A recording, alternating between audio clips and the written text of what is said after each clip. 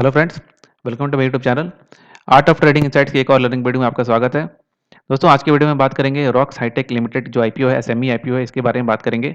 ठीक है, इस आईपीओ का क्या सब्सक्रिप्शन चल रहा है, क्या ग्रे मार्केट प्रीमियम है, कंपनी करती क्या है, कंपनी के फाइनेंशियल्स कैसे हैं। ठीक है, और हम देखेंगे कि लास्ट में कि जो एसएमई आईपीओ है उसमें कहाँ में दिक्कत आ सकती है। ठीक है, चलिए वीडियो को शुरू करते हैं।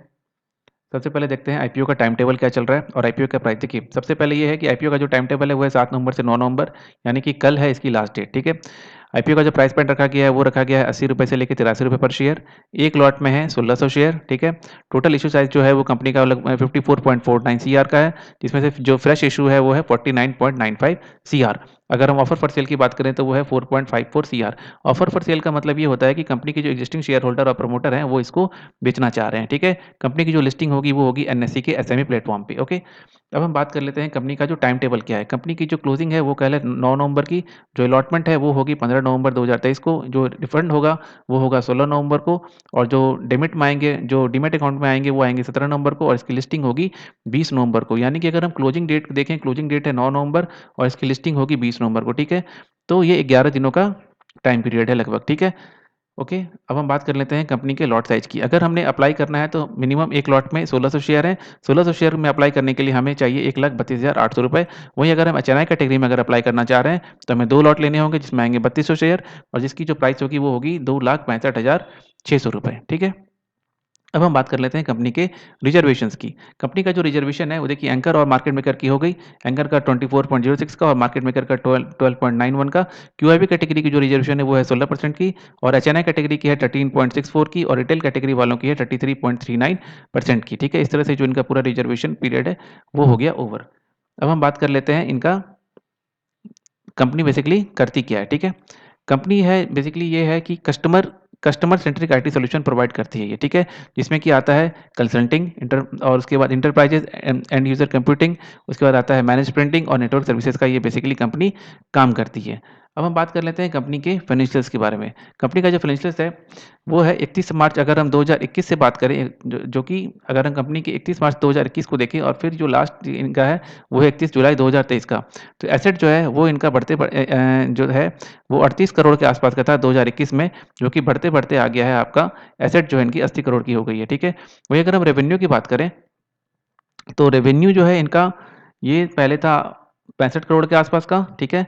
65 करोड़ के आसपास के, और अभी ये चल रहा है आपका 50 करोड़ के आसपास का इनका अभी फिलहाल रेवेन्यू चल रहा है। वहीं अगर हम पैट की बात करें तो पैट 66 लाख का था, और जो कि अब बढ़ते-बढ़ते हो गया है 6.75 के आसपास का।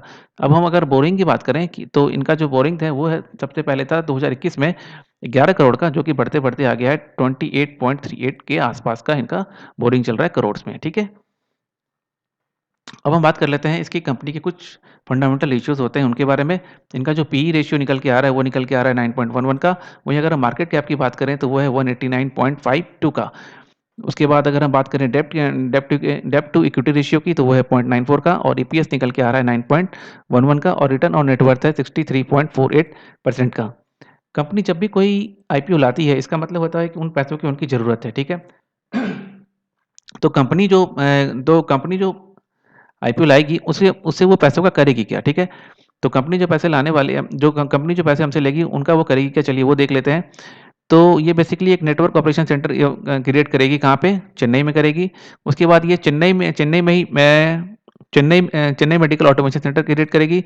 फिर एक ये करेगी global global software delivery centre Noida में करेगी, और जो जो भी इनके जनरल कॉर्पोरेट पर्पस है उनके लिए ये इसको पैसे हमसे ले रही है। ठीक है, अब चलिए अब देख लेते हैं कंपनी के एंकर इन्वेस्टर कौन-कौन से, जिन्होंने हमसे पहले ही इसमें पैसे लगा दिए हैं। ठीक है, तो वो है एनएवी कैपिटल, उसके बाद है जील ग्लोबल, उसके बाद है छत्तीसगढ़ इन्वेस्टमेंट, और उसके बाद है जिनेनिया ग्लोबल फंड। ठीक है, इन लोगों ने, ये हैं इनके एंकर इन्वेस्टर। ठीक है, अगर हम बात कर लें कंपनी के सब्सक्रिप्शन की बात कर लेते हैं पहले, कि किस तरह का सब्सक्रिप्शन फिलहाल हमें देखने को मिल रहा है। तो सब्सक्रिप्शन की अगर हम बात करें यहाँ पे, तो जो क्यूआईबी कैटेगरी है उसमें अच्छी खासी सब्सक्रिप्शन देखने को मिल रही है, जो कि 8.58 टाइम्स है। अगर हम एचएनआई कैटेगरी बात करें तो वो भी 43.64 के आसपास है, और रिटेल कैटेगरी में 84.89% के आसपास है। जबकि आज डे 2 है, तो डे 3 आखिरी दिन, इसमें डेफिनेटली मुझे ऐसा लग रहा है कि इसमें बम्पर सब्सक्रिप्शन देखने को मिलेगा हमें कल के दिन में। ठीक है, अगर हम बात कर लेते हैं अब इसके ग्रे मार्केट प्रीमियम की। ठीक है, अगर हम ग्रे मार्केट प्रीमियम की बात करें तो ग्रे मार्केट का जो प्रीमियम चल रहा है वो फिलहाल चल रहा है 90 रुपीज़ का। 90 रुपीज़ का मतलब है कि 83 की इसकी अपर प्राइस बैंड है और 90 रुपीज़ का अगर ग्रे मार्केट प्रीमियम है तो इस हिसाब से ये 108% के ऊपर लिस्टिंग गेन की प्रोबेबिलिटी इसमें फिलहाल दिख रही है, ठीक है? तो कंपनी का जो वर्क प्रोफाइल है वो भी ठीक है। कंपनी का जो फिलहाल जो ग्रे मार्केट प्रीमियम चल रहा है वो भी ठीक है और कंपनी की जो सब्सक्रिप्शन देखने को मिली वो भी बम्पर देखने को मिली है। तो अगर हम देखें, ठीक है? अब देखिए कि एसएमई आईपीओ में बेसिकली कहाँ पे दिक्कत आ जाती है कभी-कभी। एसएमई आईपीओ में क्या होता है कभी-कभी कि जैसे हमने यहाँ पे 1600 का एक लॉट है, ठीक है?